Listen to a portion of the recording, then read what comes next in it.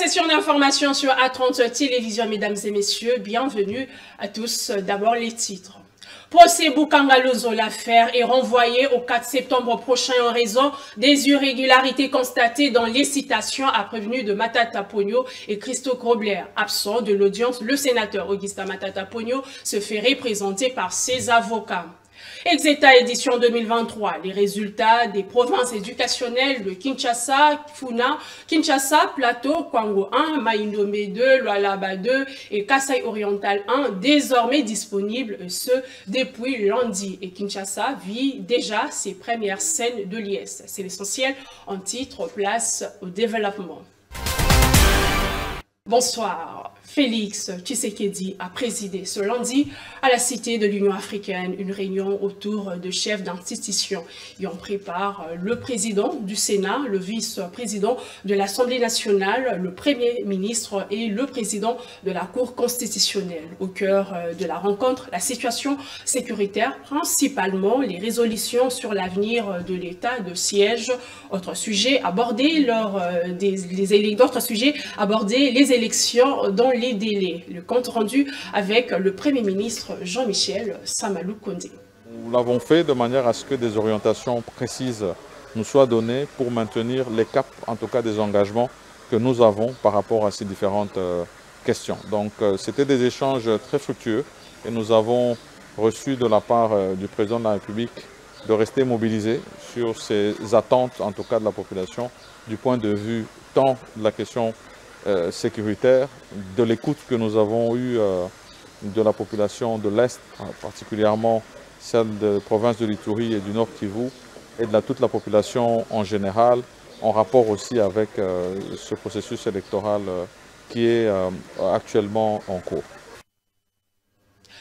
Dans l'actualité également, Félix Tshisekedi, le président en fonction de la République démocratique du Congo, candidat de l'Union pour la nation congolaise à la présidentielle du 20 décembre 2023.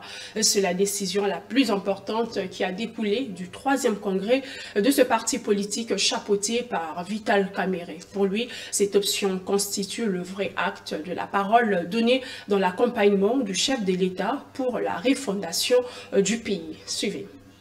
Jamais un sans deux renseigne un vieil adage, ainsi en va-t-il pour l'Union pour la nation congolaise dans le choix de son candidat à la présidentielle du 20 décembre 2023. En fait, on n'échange pas l'équipe qui gagne. Comme candidat président de la République démocratique du Congo, Félix Tshisekedi l'a été pour l'UNC en 2018. En 2023, le président en poste, Fachi Béton, gardera le même statut. Telle est la résolution la plus importante du 3e congrès de l'UNC, le 3e de la série depuis sa création. Une session rehaussée de la présence massive des cadres et militants de l'UNC, un parti aux couleurs rouge et blanc, mais présence aussi de représentants de partis politiques membres de l'Union sacrée de la nation, raison pour laquelle l'ambiance du jour était plus que festive. Ambiance créée par tous ces chants à l'honneur de Vital Kamerhe, l'acolyte de premiers moments électoraux de Félix Tshisekedi, avant d'atterrir dans la sphère de la présidence de la République.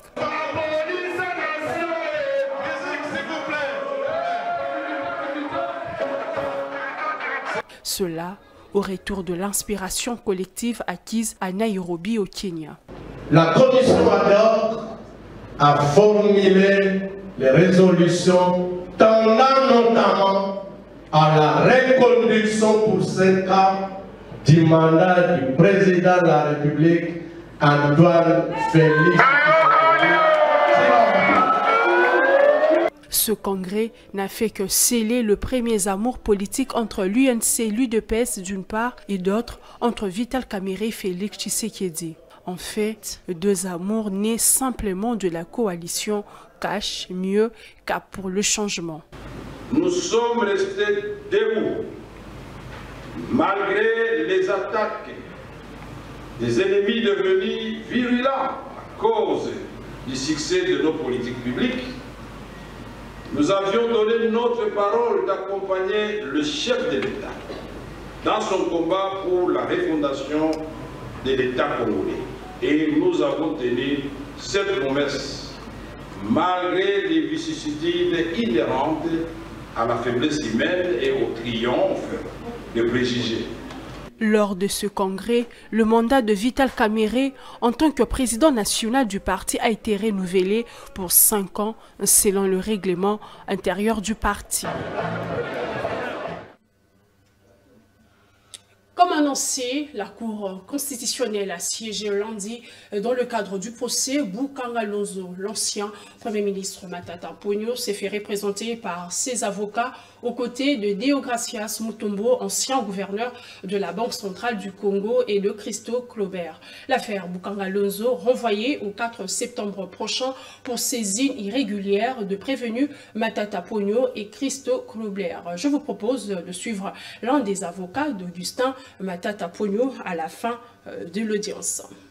Bon, après avoir entendu pendant 4 heures, la Cour a estimé que M. Matata Ponyo n'a pas été atteint régulièrement. Et ici, nous dénonçons cette pratique malacontreuse de nos greffiers qui vont se déposer chez des personnes tierces pour exactement demander au bourgmestre de faire une note pour que la Cour soit déclarée saisie à l'égard de M. Matata. Et donc M. Matata a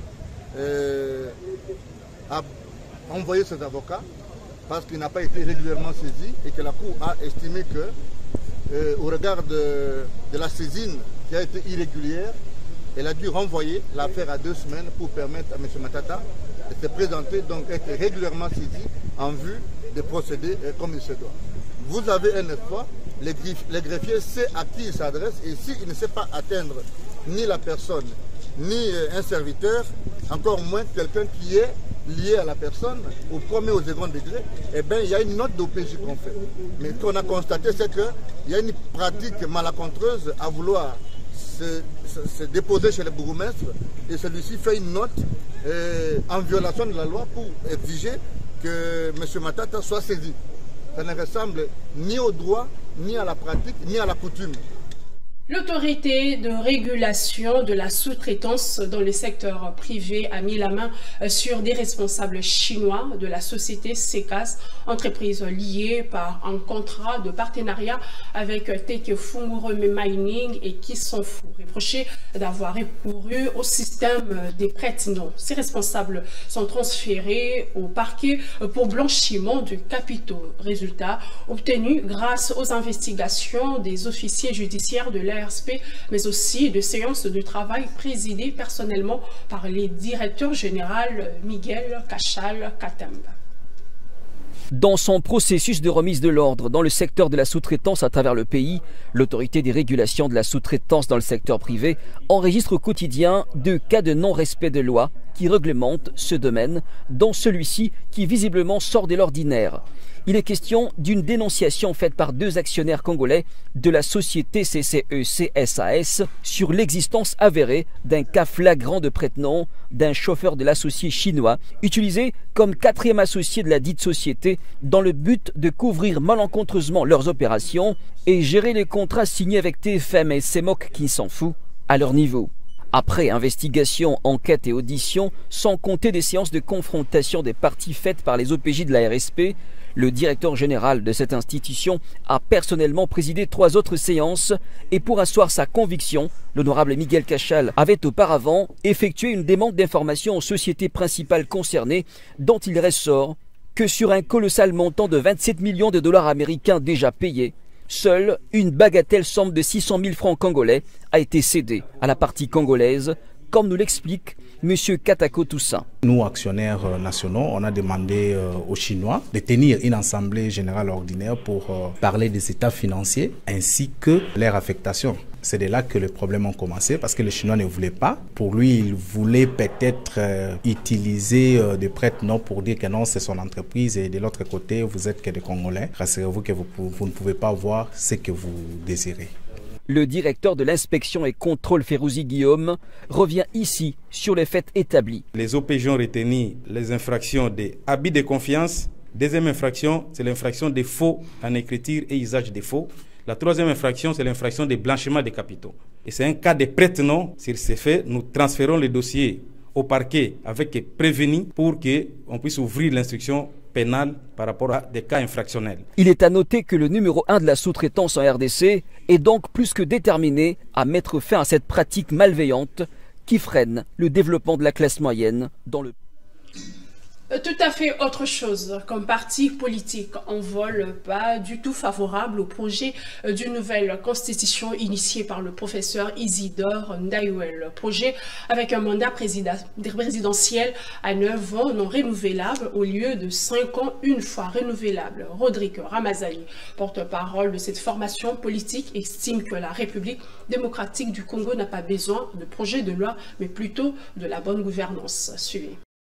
4 mois avant les élections générales, le professeur Isidore Ndayouel plaide pour une nouvelle constitution en République démocratique du Congo. Il sollicite de ramener le mandat présidentiel à 9 ans non renouvelable et la création du vice-président. Une démarche qui rejette Maître Rodrigue Ramazani. Il est porte-parole du parti Envol. Cette proposition, elle est dangereuse.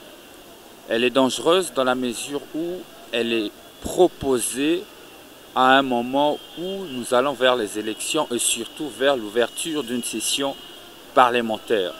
Ça connote malheureusement pas un aspect scientifique, mais plutôt un aspect politique dans son corps. Refuser à ce peuple la possibilité d'évaluer à mi-mandat avant les 10 ans de ce mandat global, c'est en fait donner un chèque à blanc à la mauvaise gouvernance parce que nous connaissons la mauvaise qualité de la gouvernance dans notre pays. Il affirme que le parti de l'opposant Délice Sanga sera contre la mise en exécution d'une telle proposition en RDC.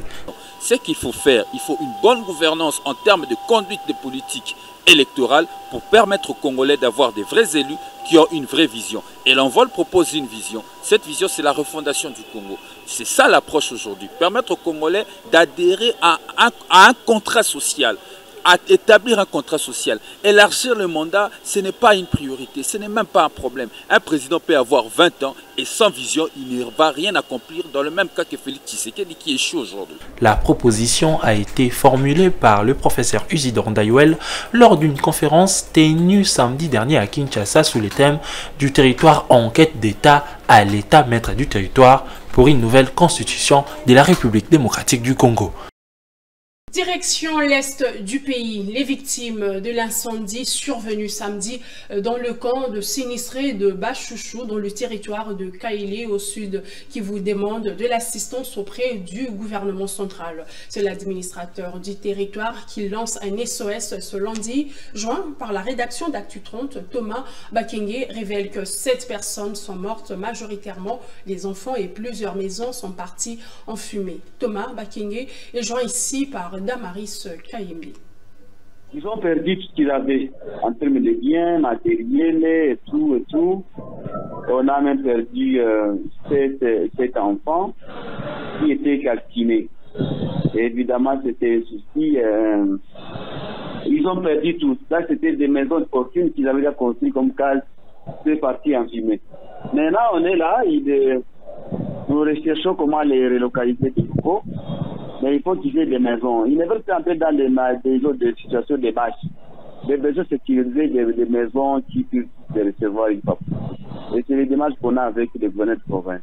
On voudrait qu'on construise des maisons, parce que déjà les terrains disponibles, nous avons un terrain d'émotionnel de l'OACO qui a été accordé par l'arrêté du gouverneur de province. Aussi, comme ils ont tout perdu, ils ont encore besoin de choses comme matelas, habillement.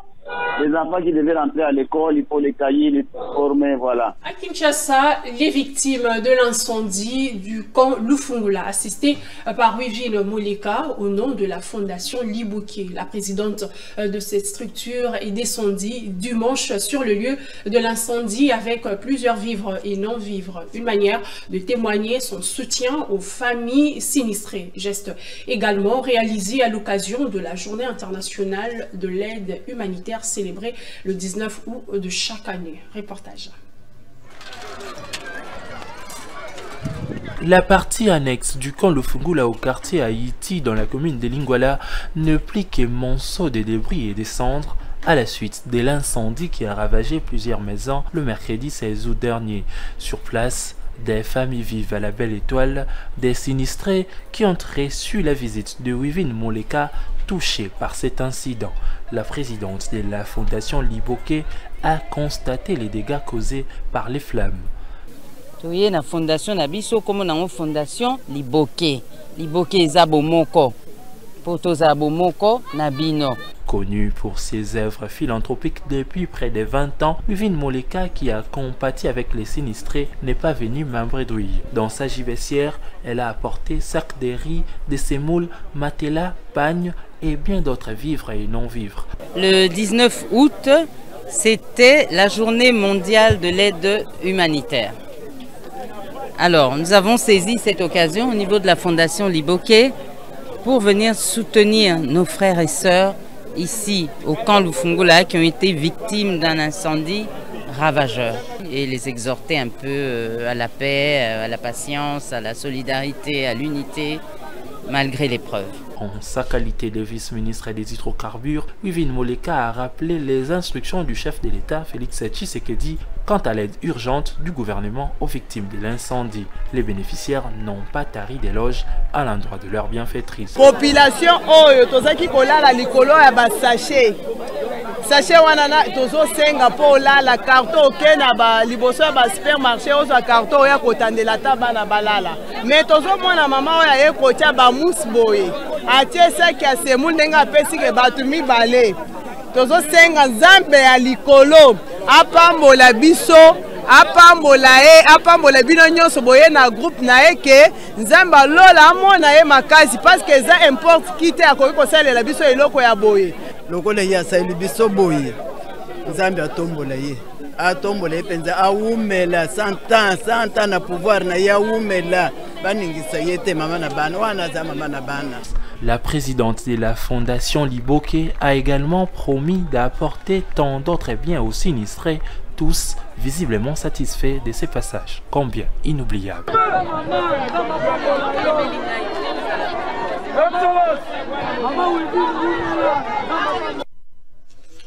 Je les disais dans les titres, les résultats de l'examen d'État, édition 2023, officiellement publié ce lundi pour les provinces de Kinshasa, Funa, Kinshasa Plateau, Maïnomé 2, Kwango 1, Lualaba 2 et Kasaï Oriental 1. C'est dans la matinée qu'ont été publiées les listes des lauréats dans les 6 provinces éducationnelles. Déjà, de scènes de l'IS sont constatées dans la capitale congolaise. Différentes réactions à suivre dans nos prochaines éditions. Entre-temps, les parents appellent les finalistes au respect de mœurs et valeurs afin d'éviter les spectacles désolants des années antérieures. Divine Lukombo les a rencontrés quelques jours avant la publication du résultat.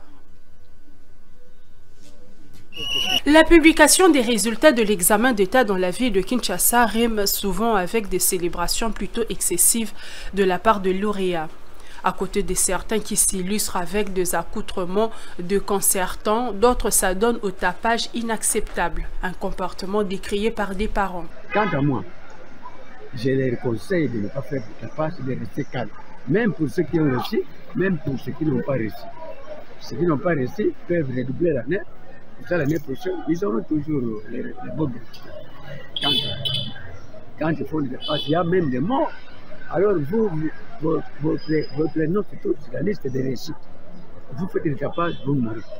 Vous avez une perte pour les parents et pour la famille. Je peux ça conseil na bana biso na environ ya ba camarades tango keita boke kotala ba résultat na bino tango ebimi il faut ko senga nzambe zwa lokumu mais sopo okeka kana loyenge ya baninga obebisi bonheur o nzambe achelaki yo liboso omona vi na yo ekatani pembeni. Les parents, chacun en ces termes, appellent les élèves à faire preuve de responsabilité à quelques jours de la publication des résultats dans la capitale congolaise. Ce qui est au CP là, au Kangami atana moi quelque bami na yo ata moi 4 5 qui moi quelque part pour fandi bo somi mo baji bozo mela mais ya kutambola kana ba moto ya kutambola kana par-ci par-là wana nde kuma eza malamu. Les premiers résultats de l'examen d'État 2023 sont publiés dans 6 provinces éducationnelles, le Haut-Katanga 1, le Nord Kivu 1, l'Ituri 1, la Lomami 2, le Congo central 2 et le Kasaï 2. Candidat à la députation nationale au district de Moamba, Enoch Sidiki prévoit des rencontres de sensibilisation pour orienter les habitants de sa circonscription électorale à un vote utile le 20 décembre. Ce cadre du parti Congo Uni s'est dit être le porte-parole de la jeunesse congolaise à la prochaine législature. Il a dit à son retour au pays après un séjour en Europe. Reportage.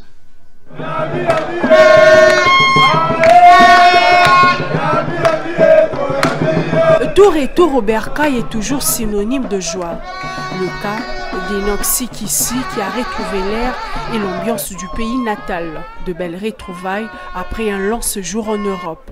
Dès l'aéroport international d'Njili, cap vers la résidence familiale, un cadre idéal de l'accueil. Un accueil plus que chaleureux aux allures d'une bénédiction paternelle tout en se confiant dans le bonne grâce divine.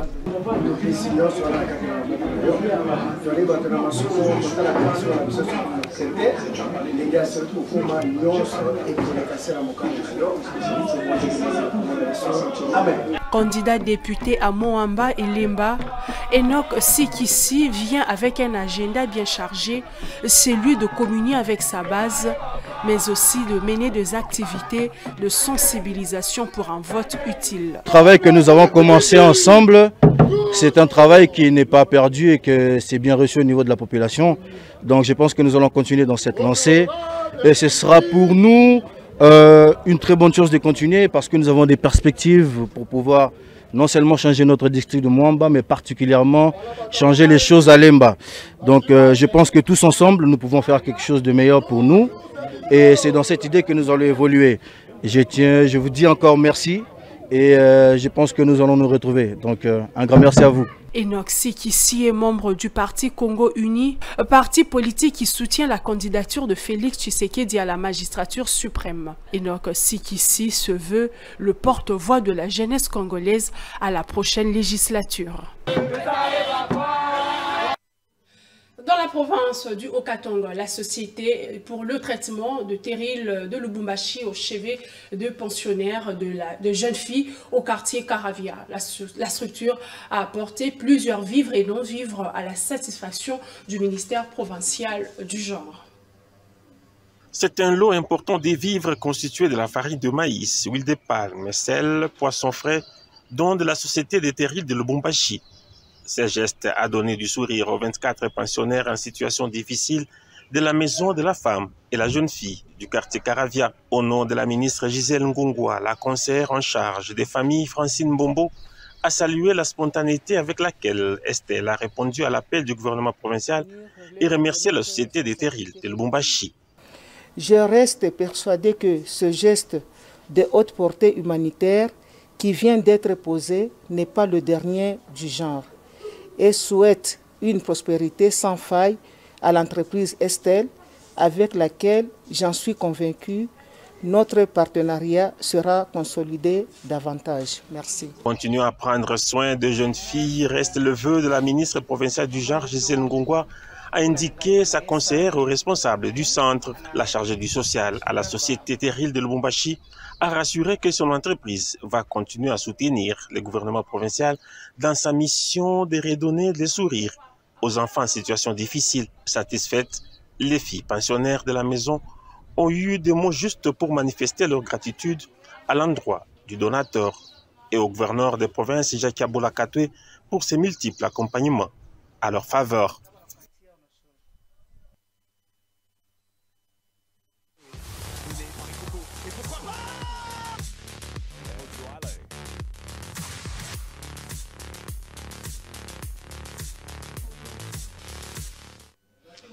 Sport à présent, retour de l'ASV Club mardi à Kinshasa en provenance de Luanda en Angola. Le Dauphin nous ramène une courte défaite par 0-1 concédée dimanche contre Primeiro d'Augusto de Luanda. Désormais, l'heure est aux calculettes en vue d'une qualification. Ce sera dimanche prochain au stade des Martyrs en match retour du tour préliminaire de la Ligue des champions de la CAF. Commentaire. Cruzamento de Yossi.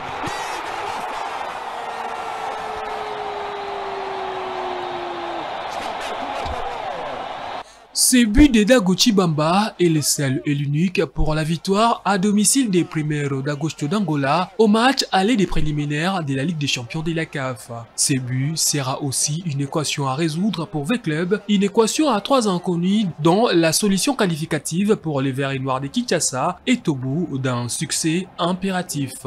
Succès attendu des Congolais avec un minimum de 2 buts à flanquer au club militaire angolais. 2 buts qui constituent pour V-Club des inconnus.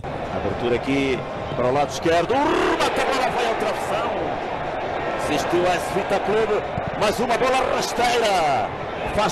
Mais à la seule condition d'étouffer les velléités offensives de V-Club, obligé de contraindre Primeiro d'Agosto à une chasse à bredouille à Kinshasa et pour l'éjecter hors de la compétition. Autant d'équations à résoudre pour le club congolais, mais aussi autant d'éléments à réunir pour V-Club pour prétendre au tour suivant de la Ligue des champions de la CAF.